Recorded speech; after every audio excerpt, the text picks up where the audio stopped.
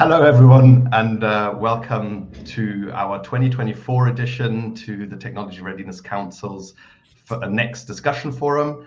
A very happy new year, and today's discussion will be on change management and led by James Capon. Hello, James. Hey, good morning, good afternoon, good evening to everybody who's joining in today, and thank you very much for dedicating a part of your Sunday to this very important topic, change. It's all around us. And I was reminded of it particularly yesterday reading the Financial Times that in 2023 versus 2022, fewer electric cars were bought in the UK than the year before. So if you were the person responsible for change to a more friendly environment, you're probably not doing a very good job there. Or maybe there's nobody in charge. But don't worry, we're not going to get into the world of politics. We're here to discuss primarily the environment of change in education and educational technology. And we have a very distinguished bunch of panelists who've agreed to join us this morning. So let me start by briefly introducing them, if I may. If we can see the full screen again. I'll start with Carla. Hey, Carla. Carla Marshall brings a distinguished career as an educator and international school leader. She's currently serving as director at Dresden International School. We have Justin. Justin Hardman is founder and director of 21st Century Learning, and since 2012, they've connected more than 20,000 K-12 educators with a wide variety of face-to-face and online professional learning opportunities. Great to have you with us, Justin. Don McNamee, current Director of Education Technology at Saigon South International School. Don brings a track record of working successfully at the intersection of leadership, education, and technology in the schools, but also in the private sector, which we'll be talking about a little bit later. Bucky, nice to see you. Bucky Yusuf is a thought leader, trustee, and author with leadership roles in both mainstream and special school settings. She's a successful leadership development coach and was appointed by the UK government, or the UK Department of Education, I should say, as co-chair of the EdTech Leadership Group, a role which I believe she still continues to this day since 2019. And we have Olaf Bach, who's with us. Olaf teaches management and organization design at the Distinguished University of St. Gallen, which is one of Europe's leading business schools. He also organizes leadership development and organizational change in his work with international schools with management kits. So welcome to you all. And we're going to start off, if I may, with Carla. And each of the participants has told me some of the things they'd like to speak about. We'll see how far we get. The recipe for a success will be that people join in the conversation, but maybe we'll let everybody have a first say about a subject which they feel strongly about first. So, Carla, your first question is, how might our mental models as leaders affect the way that we lead organizational change? And I suspect you're putting this here mostly in the difference between linear methodologies and more iterative ones, but I'll leave you to tell us about that.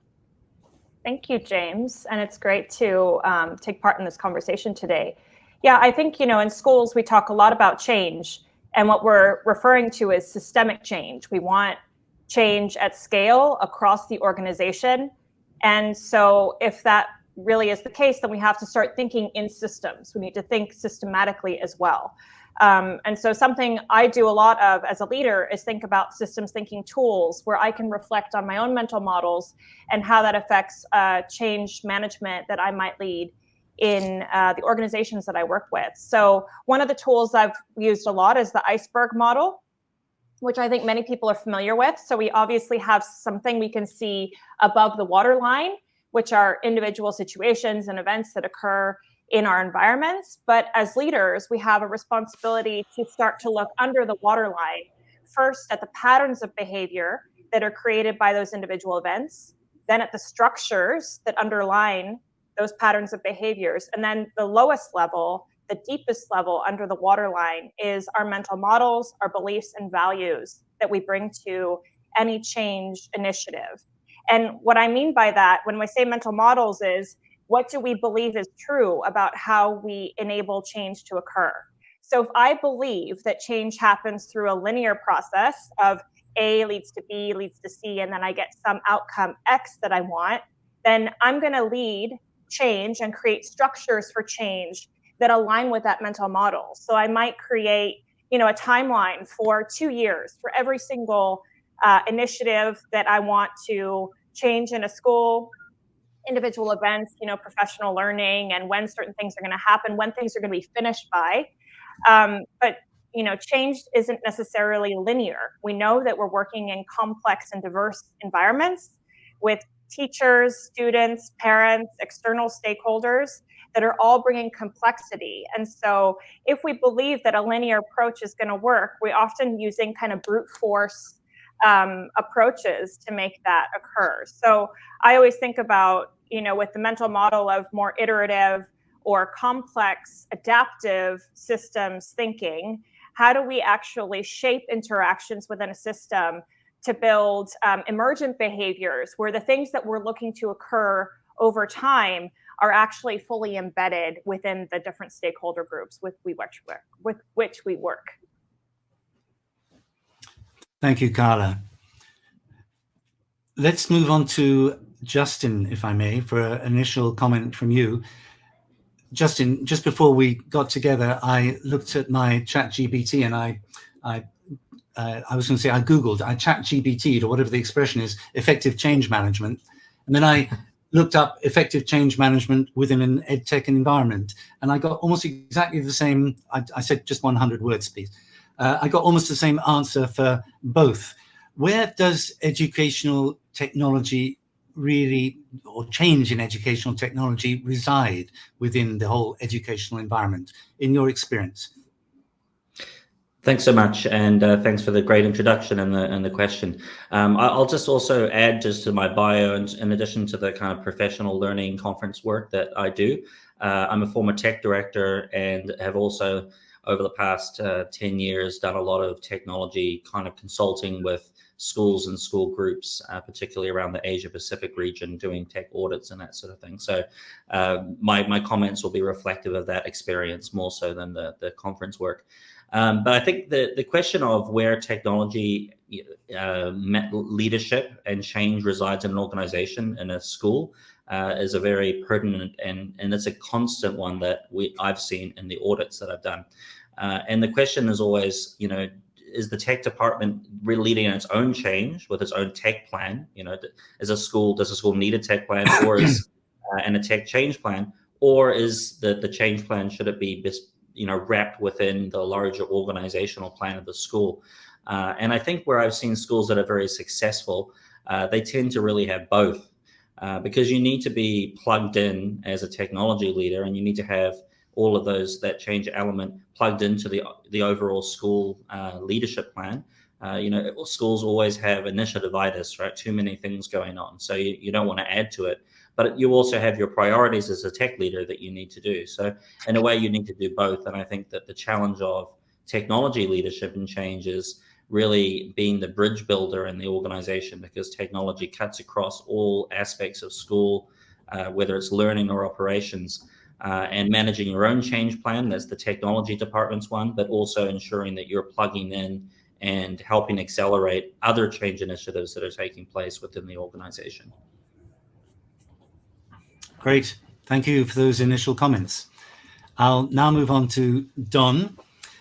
Don, you posed a couple of potential questions, and one, as you'll know from my comments to you independently, grabbed my attention immediately because my background is more management advice, working with management teams at the moment in the schools, but also a lot in the non-school area. You quoted Peter Drucker, who, of course, is one of the great American thinkers in terms of moving us away from some of our earlier management models to more recent ideas around management and leadership. And he had this famous expression that culture eats strategy for breakfast. And of course, everything that Carla's been talking about and Justin now shows us that whether it's the top of the iceberg or whether it's being a bridge builder, we're doing things within a very large context, and that context is cultural as well as to do with the people and the actual change you're trying to effect. So I'd very much like to hear from you what you think is necessary to adapt and influence a culture to make change happening, and whether culture is really that important after all. Thanks for the question. Absolutely. I mean, culture is everything. Culture is how we approach our work. It's how we work with one another. It's the energy actually that allows us to flow with the change that is constant within our domain, which is technology or education technology. And I think managing culture within an organization is everybody's responsibility. It starts at the top, if we call it that, with the governance of the school board, the head of school, the senior leadership team, and everybody else.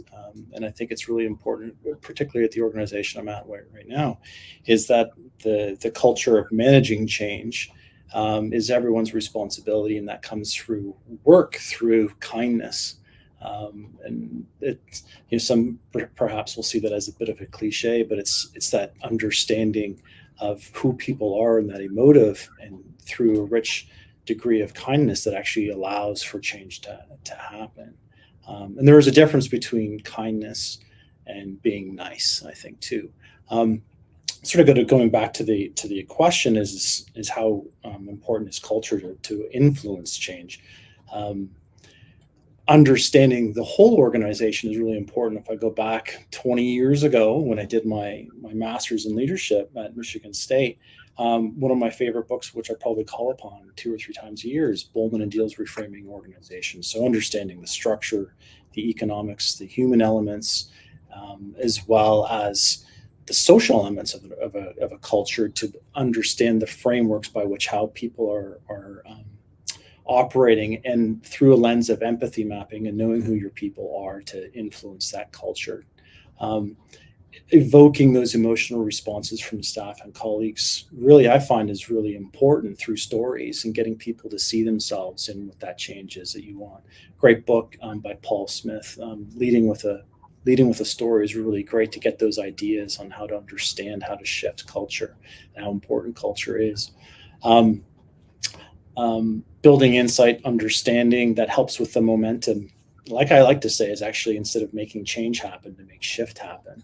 A bit of a fun way to look at it. And all of that allow you to understand where your talent and your skills are with the people whom you want to make that change happen, so you have the right culture. And looking at Rogers Diffusions of Innovation and the work that happens around that, change or managing the change usually takes 3 to 5 years when you want to have that whole full bell curve arc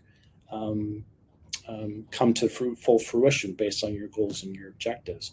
And all that culture is all about trust and relationship management, and constantly communicating and sharing with one another. So all of those pieces, I think, are the pillars that help manage the importance of culture to have that shift or to have that change happen. Thank you, Don. I have a suspicion that we'll be coming back more to this theme as we go further into this. Bucky, you raised an initial thought about what might be often overlooked when it comes to change management. And I kind of guessed that maybe the human element was going to come in there, but Don's already been talking about that a fair amount. So would you like to add to that topic? Yes, thank you, James. Yes, definitely. And I think one of the elements that's overlooked, particularly when I go back to my very first senior leadership role when I did lead on EdTech, is about the change management pre-work. And as Don said, it's considering the people involvement, understanding the change process from the stakeholders, in my case, the school community of teachers as well as learners, and considering the different processes from them. So it's recognizing about the fact that there are 2 types of change as well. And they are incremental changes, which are very easy to implement because it only requires, like a few tweaks or changes with a few of the processes and few people, but transformational change, which is what I was trying to do at the time.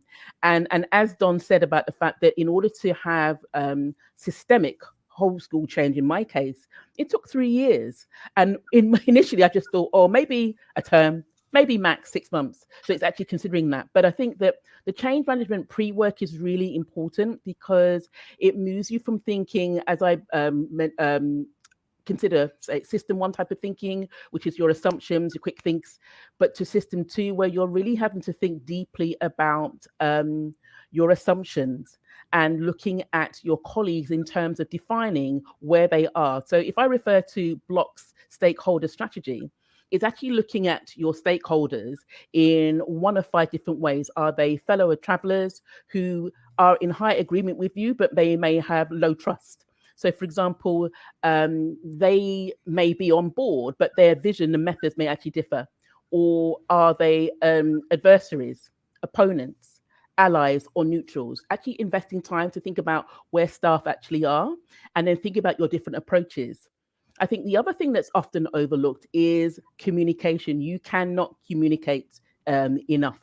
And there's no such thing as over communication as well. So if I think back to a time within one particular organization that I worked with as a consultant, they had to make some drastic changes, is actually downsizing the organization. So rather than leaving a vacuum, a void of information, their communication from the get-go was very intense. So they ensured that everybody was informed about a meeting to get to, so where they could actually hear about the need for the change, why it was actually happening, our role and involvement, and also recognizing about the fact that we could actually have an opportunity to discuss, like any concerns and things like that we actually had.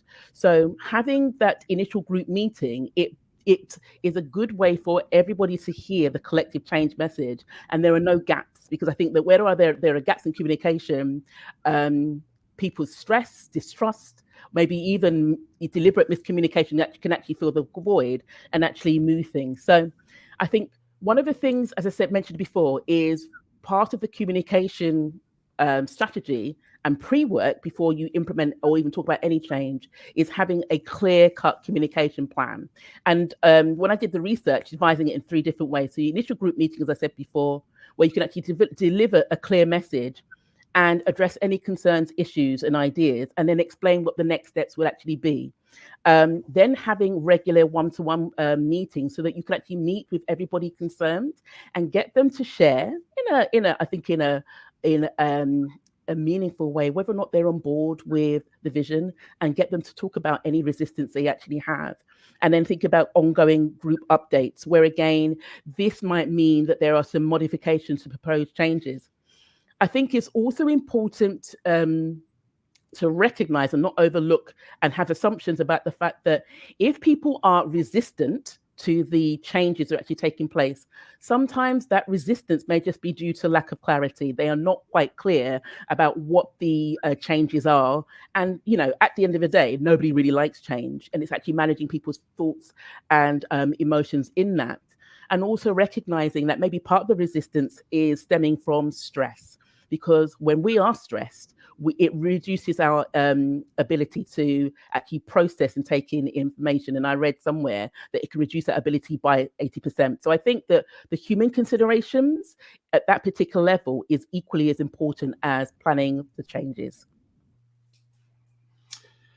Thank you, Bucky. We've heard the word communication come up several times already, and a lot of other fascinating information there, which I'm sure we'll be coming back to.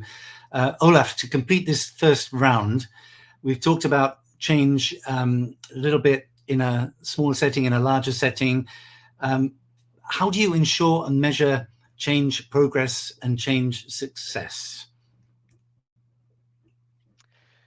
Right. So I'm in a very comfortable position, actually, because I've heard so much very good pieces of change that are important. And if I maybe take that as a starting point, I would probably, from a practitioner point of view, make sure that I find some way to make tangible and visible and communicatable, if there's a word like that, the things that have been done. So what do I mean by that? So if we, for example, look at the pre-work piece, I think it can be a great measure, for example, in the leadership team, to show to people what pre-work has been done, that you have really thought through the process, that there is a plan, that there's a vision, that it's tying back to the purpose of the school, showing them that there's something like an artifact of a comms plan, with events scheduled happening, that maybe something comes out of a town hall or event that you hold, the questions collected, etc. So those are things to make change very tangible and concrete. And then, of course, for milestones within your overall change plan, showing how you have reached them, that there are certain changes implemented, a certain tech element has been launched and is being worked with, either in a pilot or in a part of school or in the entire school. So making sure that you keep track of that without over bureaucratizing it, but at the same time having something in hand that you can show back to the community and also to the various stakeholder, and that you can have communications about, and that also means two-way communications. In sense, I ask questions about it. So I would always strongly recommend to have something like that in place to make things measurable and concrete, and have a backdrop to show to the community and to stakeholders. Thank you very much, Olaf. And I'm going to quickly come back to you on there, because you amplified the communications word. You mentioned it 2 times. Then you mentioned two-way communication. Of course, you invented a new word for us, but it's a great word, communicatable, at the beginning of what you were saying. No, it's great. Just as background, before we go on, are you of the opinion that communications within change management is something which is not so much underestimated, but not understood or not done well?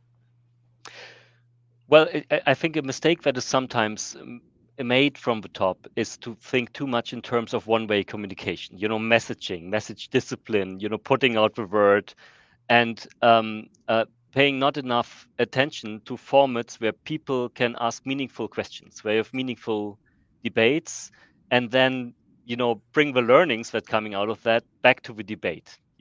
I think I see so much nodding. I think people would agree with that. But of course, it's tricky and it's a bit risky, especially if it's a high stakes change.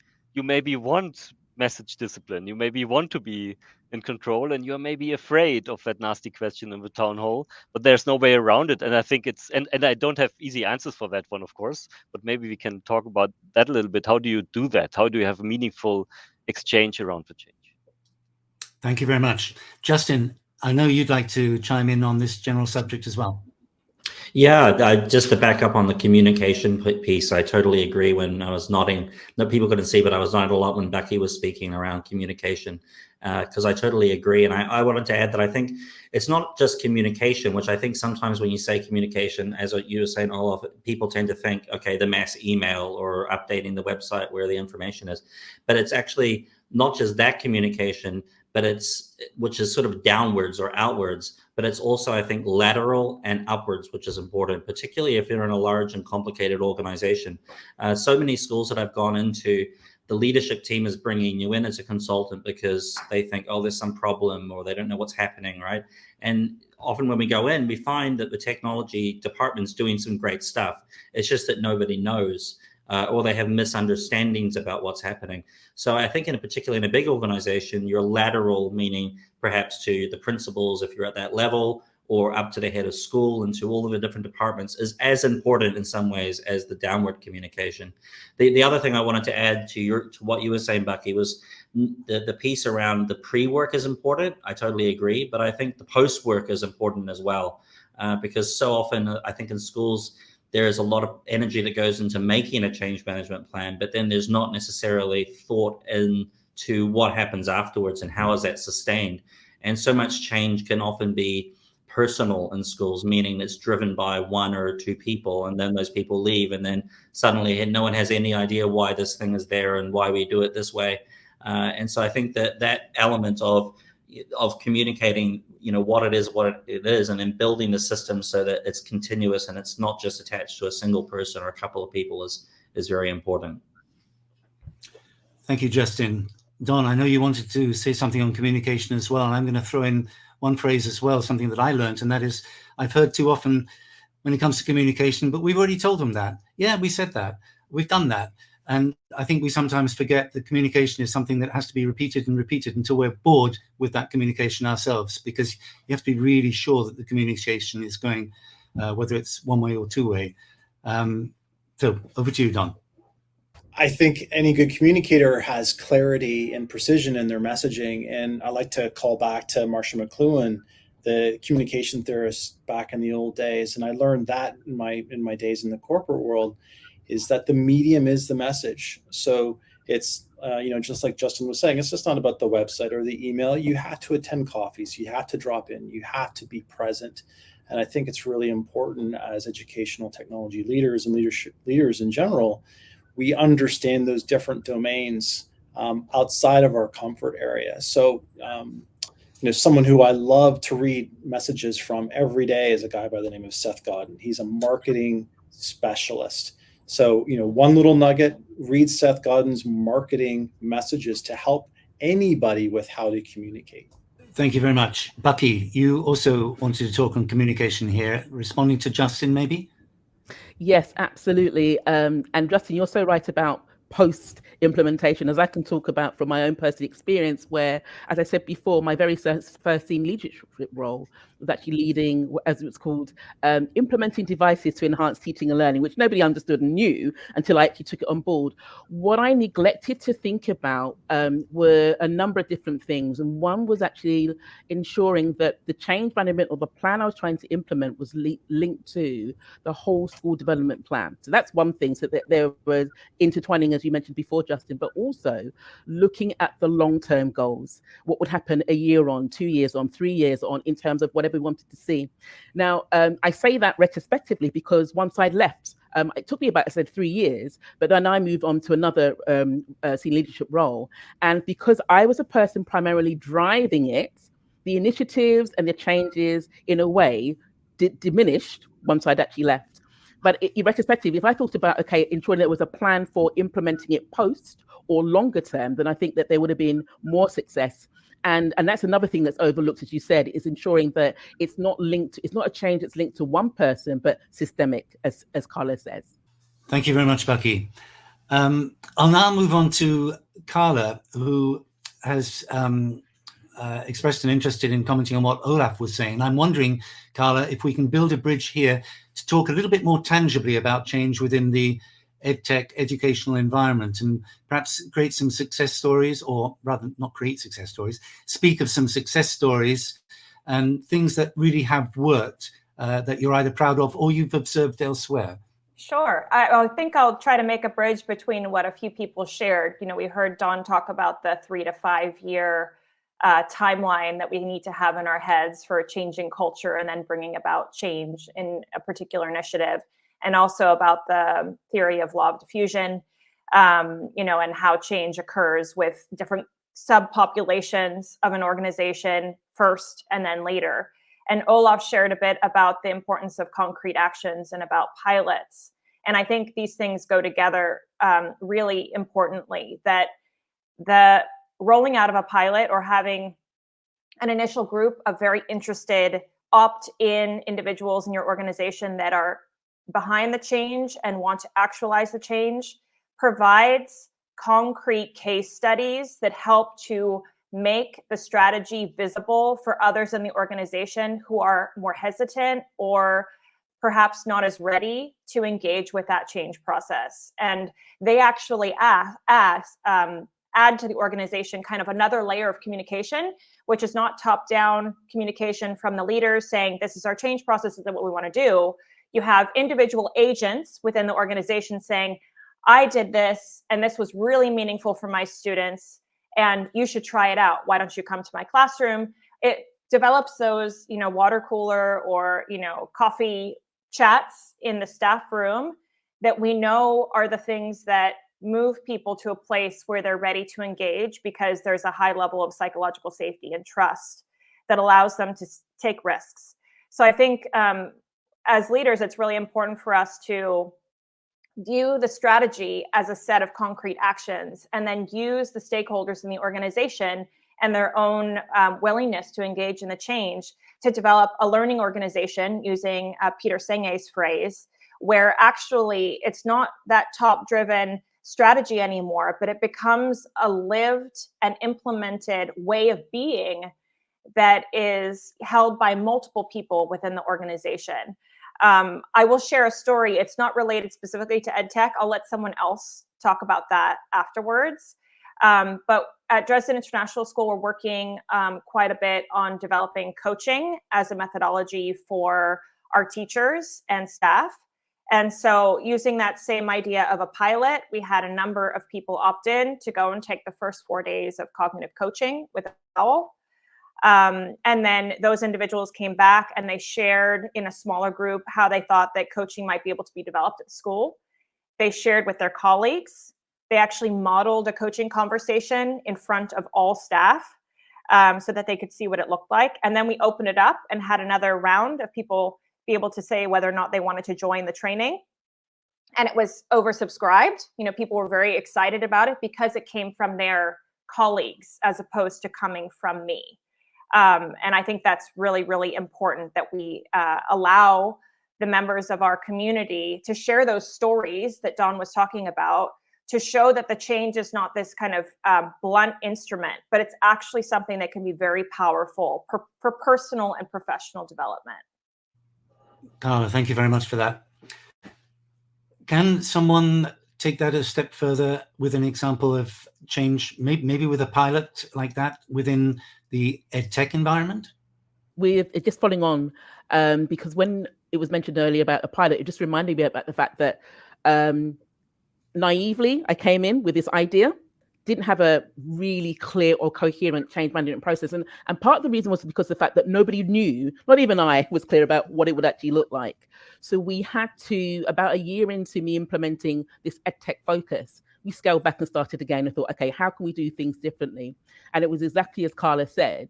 I looked at using iPad pilots, so iPad champions in a lot of different core subjects, so English, math, science, humanities, arts. We could actually have a wide range of enthusiastic teachers who would basically break the device in various ways, just to try it with their students and things like that, so, you know, to see how it worked, what the limitations were, etc., from their subject perspectives. But what I also did was, with the head of faculty or head of departments agreement, was to allow them on a weekly basis to talk about what they were doing. So in a way, as Carla said, it was infiltrating what staff were experiencing in a non-judgmental and hopefully less frightening way. And that basically gathered interests and discussion, so that when we then decided to roll it out, rather than me talking about the vision again, but I had more clarity for it because it was clear at this time, I let the iPad champions do the talking, and that generated a lot more interest. And having the heads of department or heads of faculties on board as well, that minimized their fears, because they knew it wasn't just me dictating to them what to do. It was a two-way conversation about, okay, they understood it. They let it alleviated their fears of having to do more work, because they knew that there was someone within their department who would actually take the burden of implementing that, but they knew that they were also in control as well, and they could actually dictate how things were going. So that basically was a real lesson for me about the fact that sometimes we need to start small just to see, and even if it doesn't work, in my case, initially it did not work, that still gave me insights about what I could then do differently to build, as I say, like a critical mass of enthusiasm and people to actually come on board with it. Thank you, Bucky. We've heard about pilots from Carla. We've heard something similar from you, and particularly in terms of start small, let it grow from that. Olaf, would you like to build on that? Yes, very, very happy to. I think I loved your example, Bucky, and you know, if I would reframe that and talk about how it resonates with me, it's not only having the conversation, the two-way communication, but it's also about leading the conversation. No, it's a balance here. You don't want to be top down and one directional, but you also don't want to have just a free conversation which doesn't have a focus, but how to lead it. And I think Carla mentioned the concept of psychological safety here very importantly, is and I think you talked about that example, is to be clear on the one hand what you want to do, and on the other hand emphasizing the things and be open about the things you don't know yet, right? That you say that, you know, being open about the risks, and by that taking the fear out of people to fail with that pilot and with those iPads and with this new technology. And I think that's very important. And another point from Carla I'd like to emphasize, because it's in our experience very important, is that investing in your middle leaders. So don't leave it to yourself to lead the overall change program, but acknowledge, the part-time leaders that you often have in schools as leaders, as managers of that change. Empower them, give them tools, help them to reframe themselves as managers of that change, and that people who have an important role to play there. So just 3 points that resonate a lot with what you, Bucky, and you, Carla, were saying. Thank you very much. Justin, moving this along a little bit, there are many, many different elements involved in change management. If you're up at the top of the food chain, you're the leader of this change. How do you decide on where to best focus your energy in moving this change along? Thanks, James. When I put that question in there, I had an answer in mind, and we've sort of covered a lot of it already, which is, I think it's an element that's not in any of the models, but that's communication. So we sort of talked a lot about communication, but I guess the other element I would add to where do you focus your effort as a change leader? Because of course, change is on top of all the other things you're doing as a technology leader in a school, is so much of the culture of the school. So if this culture of the school is very, open and collaborative, you maybe don't need to spend as much effort on some of the vision and the communication piece, and you can really be focused on the plan and making sure that things are really thought through and you're thinking the next steps. But if it's a school where things are very siloed, very balkanized, you do need to really focus on the vision part and really over communicate, really make sure that people know what it is you're doing and why you're doing it. And do another thing, which I think so many schools do wrong, which is rush things. So many schools have gone into and done work for as a consultant. They're like, oh, we're going to do a one-to-one program and we're going to start it next year. And it's like, you mean next year? No, you should be thinking 2 years from now, right? And then really map it out. However much time you think, you can do it. You measure measure twice, cut once thing, right? Like you can only do the planning once. So put the time in to do it well. And then execute on the plan, and then learn while you're going. Don't set a timeline that's so short that you can't actually learn as you're building the plane in the air, as we sometimes say. So I think those would be the things I would add on that. And I would say one other thing. I actually don't like the term pilot too much. I think when people hear pilot, they think, oh, it's happening, and so this is like just learning. I like the term field testing. So when I was a tech director, we'd spend a lot of time giving teachers tools, and we said, this is not a pilot, we're just testing this out. We want your input. We want to learn with you about these things because we care about the tools that you use. But this is not, we may not get this. We're just trying it out. And that shows that you're innovating, that you're learning. And then when we're actually serious, we're going to do something, then we're piloting it. This is for real. And so I think distinguishing between, learning from people, testing things out versus a more, structured, piloting approach is important conceptually and to manage expectations. Thank you. As we go along with this, we're getting comments from people who are watching us live. Nice reflection from David Burke, who's pointed out that lateral communication and reflection are absolutely critical. He's picking up on what Justin was saying there. We've also got a question coming from Jeffrey Derry, and I'd like to put that to the panel. Well, there you have it. How do you balance teacher-driven goals with school strategic goals? How do we ensure people aren't just doing their own thing, driven by their passions? Bucky, would you like to have a go at that? Well, the first thing I'd actually say is make sure that it's great to have people who are passionate, but make sure that their actions and focus are aligned to a whole school development focus in the first instance. And then having processes in place that allows them to take some ownership that feeds into that. So I just think if it doesn't feed into the bigger picture about what the whole school is trying to move forward with, then it's having a conversation to make them realize that and then steer things slightly. Yeah, I think it's not an either or, it's an and. People need to see themselves in the strategic plan, and they need to be given choice for how they can contribute to it. So to give an example from our school, we're developing the concept of a learning organization. Yes, some people are interested in coaching, and that's how they're kind of enacting that area of the strategic plan. but we've also got Teachers Teaching Teachers, where people are showcasing strategies from their own professional practice with each other. We've got professional book clubs. And so I think, we need to use the principles of universal design for learning, multiple forms of representation, multiple forms of assessment, multiple forms of engagement. And that's something we have to bring to the organization, because change management is really a process in leading adults in a learning process. So if we use those same principles that we would use in the classroom with the adults in our organization, and that they can see how that relates both to their own individual goals, but also to the organizational goals, I think that there's more likelihood that we will enact and be able to fulfill the strategy that we've developed. Thank you, Carla. Carla, in earlier comments to me, you mentioned the phrase change fatigue, and it's clear from what everyone's saying that there's an awful lot of change going on, not necessarily being handled quite as it should have been, but particularly with the COVID environment, that forced a lot of quick change on some of us and some of our constituents, many of our constituents.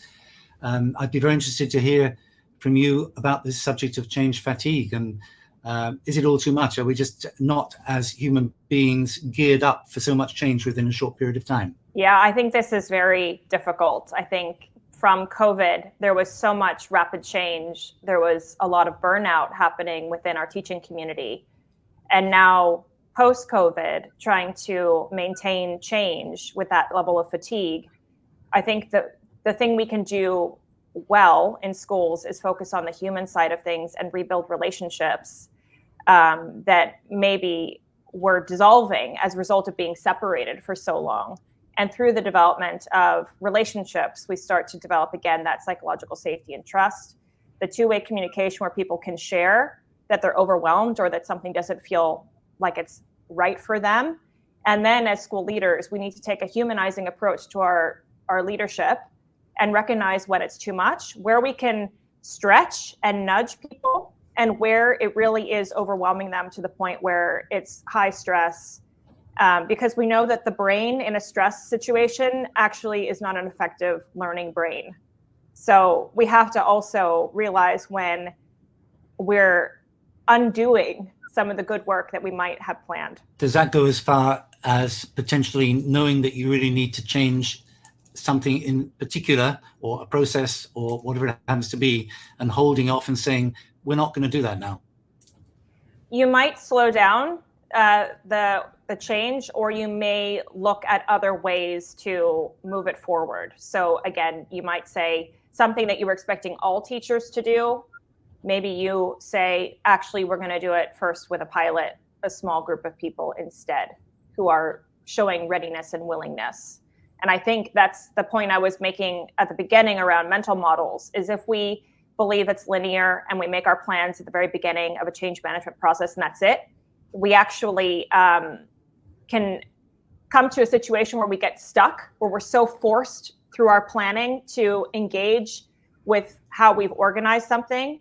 And we need to be really responsive and dynamic to what we're hearing from people, because that's also about maintaining a positive school culture and high levels of trust in the environment. And that, if you destroy that for the sake of a change initiative, that it's just not worth it. It becomes a toxic environment. So we really do need to balance those things.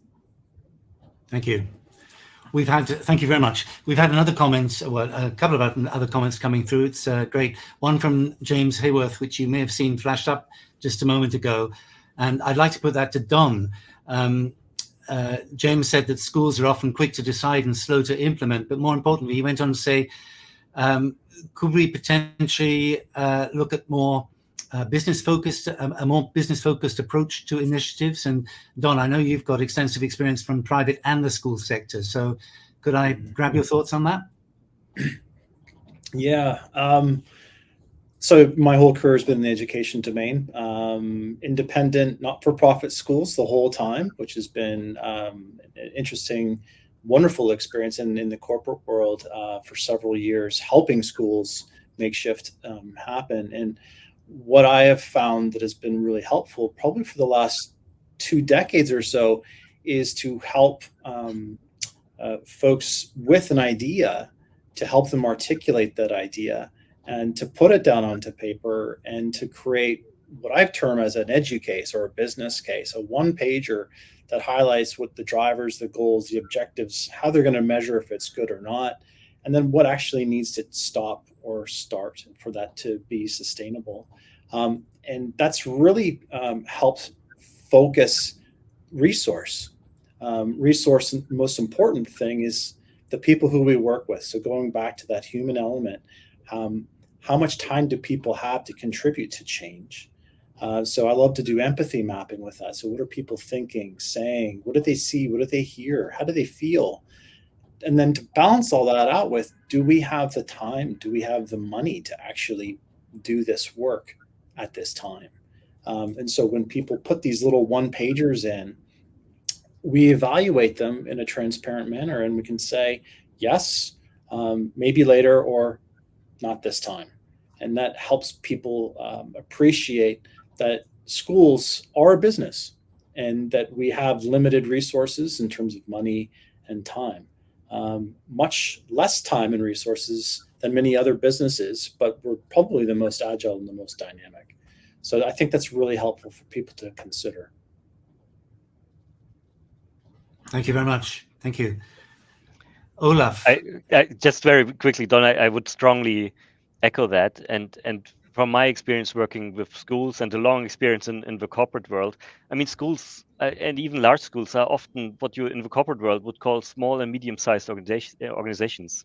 And there are also SMEs where the middle leaders are heavily engaged in the core service delivery, if I may call the teaching like that, for the purpose of making the point. And I think the schools that are very good at change, they are very disciplined and structured about carving time out and capacity out for people to focus on change and on the process, and not at the, late in the day when everybody has left and everybody is already exhausted, discuss a complex organizational and management question. So I would strongly emphasize the point you made about capacity and what we can really do and how we lead that.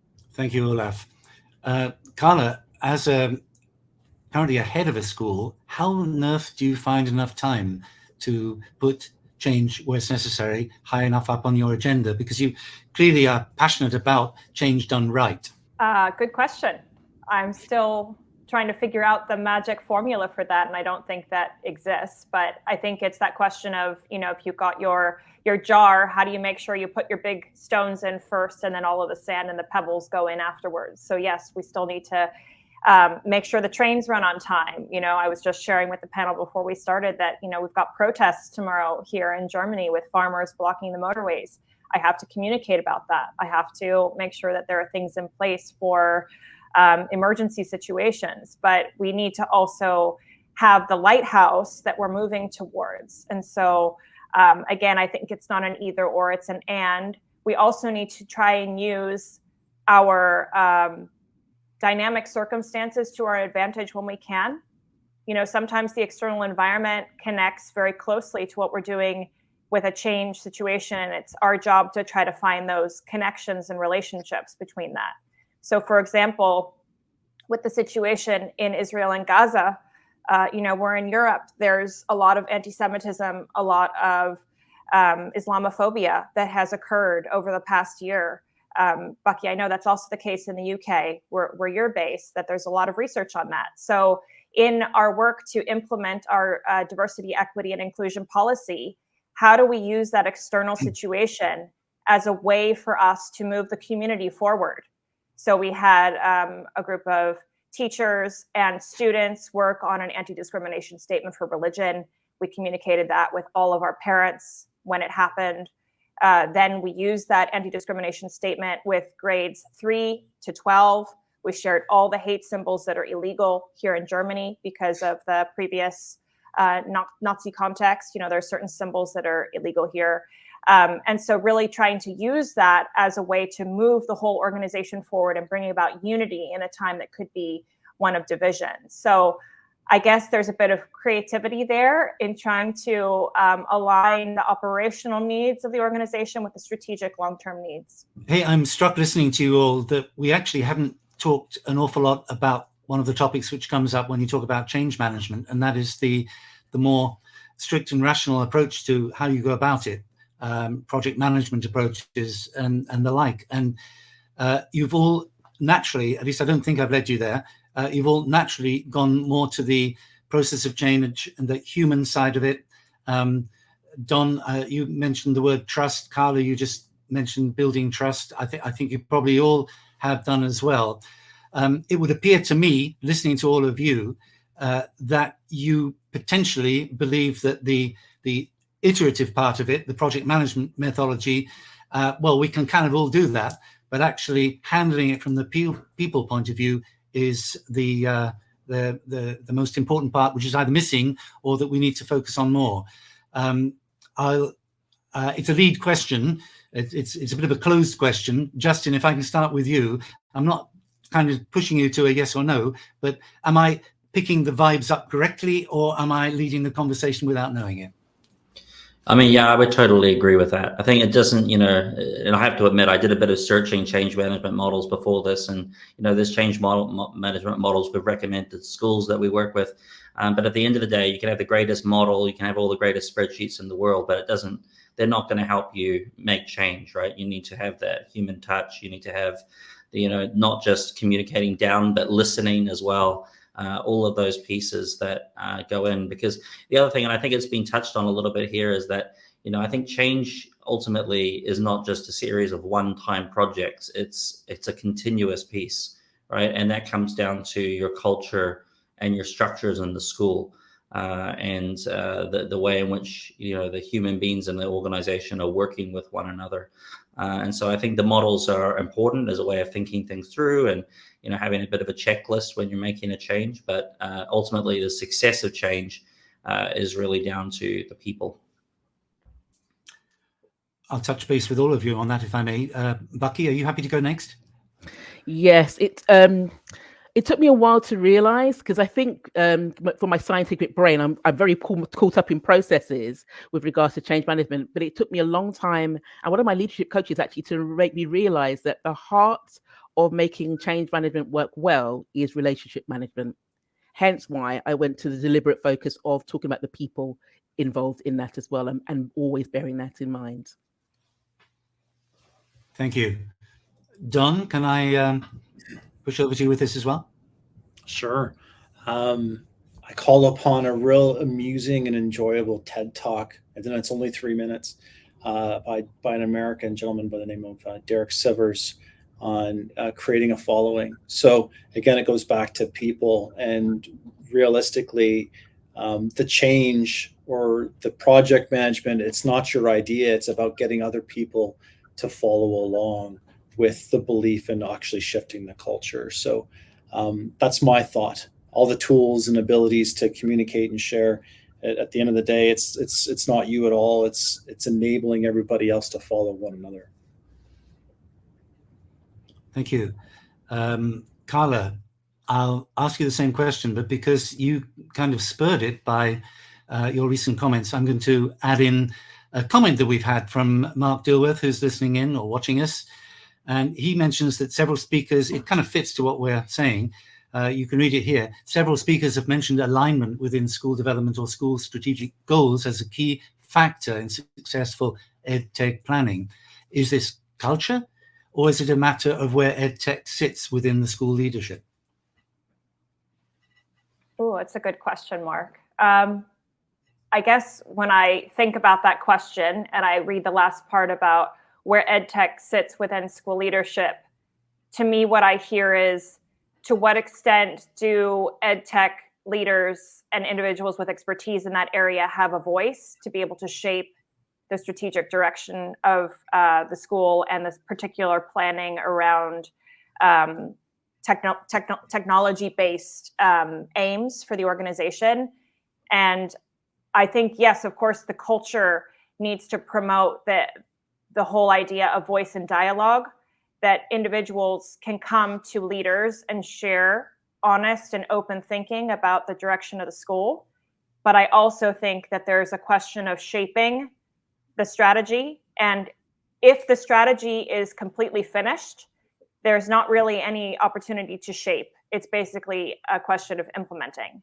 So there is really an important piece around bringing people with an EdTech background to the table to engage in conversations around shaping strategic goals before they're finished, because otherwise, perhaps the wording of the goal is not correct, perhaps the timeline and how that's going to go over the next few years is not correct from that perspective. So yes, I think a seat at the table is really important.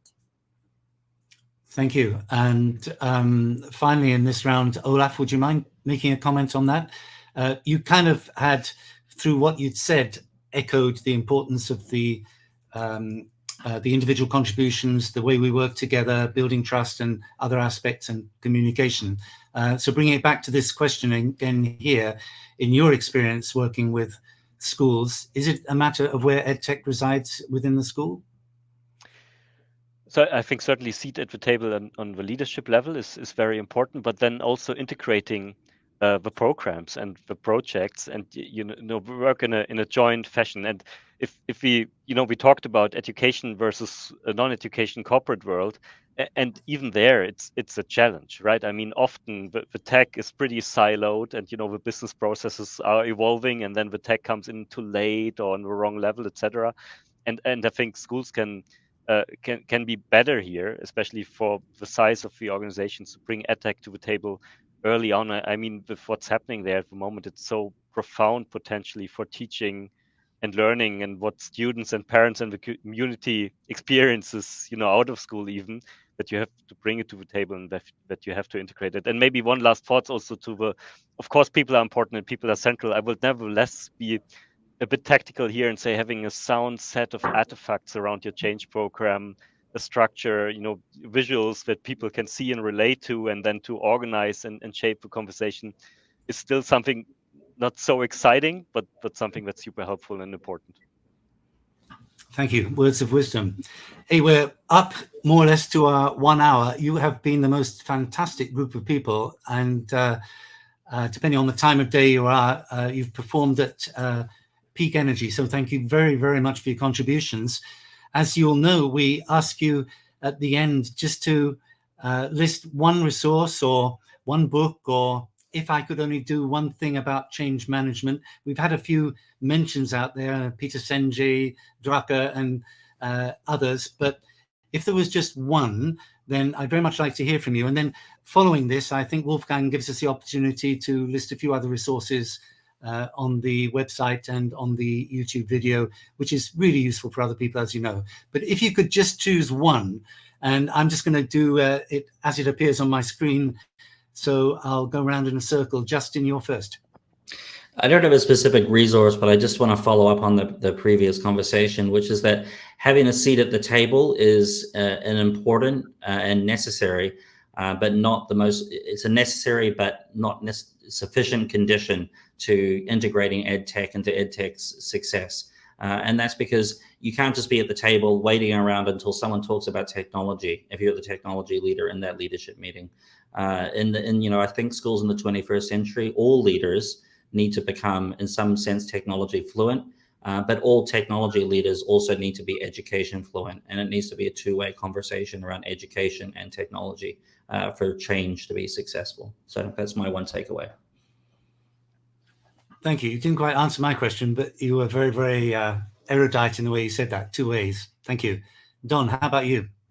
Yeah, it's called Our Iceberg is Melting by Cotter. It's a great story, parable about leading change. Yep, I know what you mean now. Okay, great. That's another one. Our Iceberg is Melting. We'll list that. Olaf, you're next on my screen. I'd go with a book that Don mentioned earlier, Bowman, Deal Reframing Organizations. If only for the fact that school leaders, more start, seeing their school, their institution as an organization that needs to be led and managed, and not only from the top, but also from middle managers. Great. Thank you very much. Bucky. Just one. I know it's difficult. Yeah, I know. Aim for educators who don't have a lot of time but want to get informed. It's by the University of California, Berkeley, and it's just called A Change Management Toolkit, a 51-page document that is extremely extensive, and it allows anyone to think really carefully about the work you do before you implement any change. Well, I'm going to be a bit cheeky here and say that's the one that I would have chosen as well. It's fantastic. I can highly recommend it. It's got great templates in it as well that you can beg, borrow, and steal if you're a consultant, but that's by the side. Carla, we're coming to the end now. I know we've just gone over the hour, so we'll keep it short, but just one opportunity, one resource. What would it be? So I will share Theory U by Otto Scharmer from MIT and all of his work with the Presencing Institute. And just to let everyone know, they also have edX courses to engage in all of the content of the books. If you're not a reader, you prefer to engage in a more interactive format. Fantastic. Thank you very much to all of you. I hope you enjoy the rest of your Sundays. Wolfgang, you're in charge in the background. Do we go back to you, or is that it?